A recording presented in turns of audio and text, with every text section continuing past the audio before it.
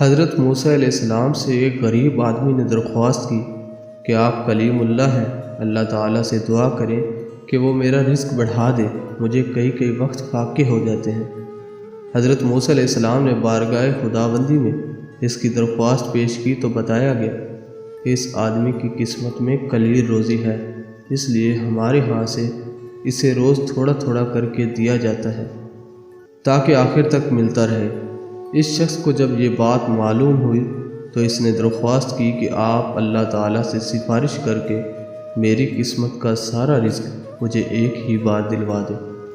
اللہ تعالیٰ نے حضرت موسیٰ علیہ السلام کی دعا قبول کی اور اس غریب شخص کو تمام زندگی کا رزق ایک ہی بار مل گیا۔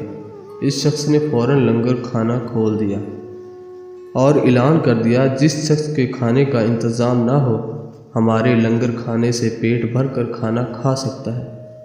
حضرت موسیٰ علیہ السلام کو اس کی اس حرکت پر تعجب ہوا۔ انہوں نے اسے سمجھانے کی کوشش کی، لیکن جب وہ نہ مانا تو وہ چلے گئے۔ ایک ہفتے بعد ان کا ادھر سے گزر ہوا تو دیکھا کہ لنگر کھانا ہنوز ابھی تک جاری ہے۔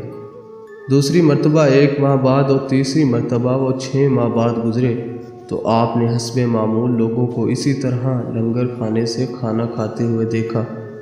ان کا خیال تھا کہ اس غریب آدمی کی دریا دلی کی بدولت سارا رزق چند روز میں ہی ختم ہو جائے گا، مگر لنگر کھانا ابھی تک مسلسل جاری تھا۔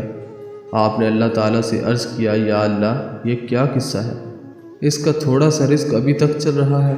جواب آیا، بے شک اس کی قسمت میں تھوڑا سا رزق ہی تھا جو اب تک ختم ہو جانا چاہیے تھا، لیکن ہمارا قانون ہے جو شخص ہماری راہ میں خرچ کرتا ہے تو ہم اس کا 10 گنا اس کو دنیا میں اور 90 گنا آخرت میں دیتے ہیں۔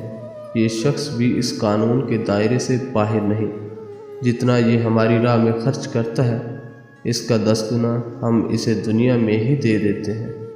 رسول اللہ صلی اللہ علیہ وآلہ وسلم نے فرمایا، اللہ تعالیٰ فرماتا ہے، اے ابن آدم، تو صدقہ خیرات پر خرچ کر، میں تجھ پر خرچ کروں گا۔ دوستوں، اگر آپ کو یہ آج کا سبق کا موضوع واقعہ اچھا لگا ہو تو ویڈیو کو لائک ضرور کر دیجیے گا اور چینل کو ضرور سبسکرائب کر دیجیے گا۔ تو ملتے ہیں نیکسٹ ویڈیو میں۔ خدا حافظ۔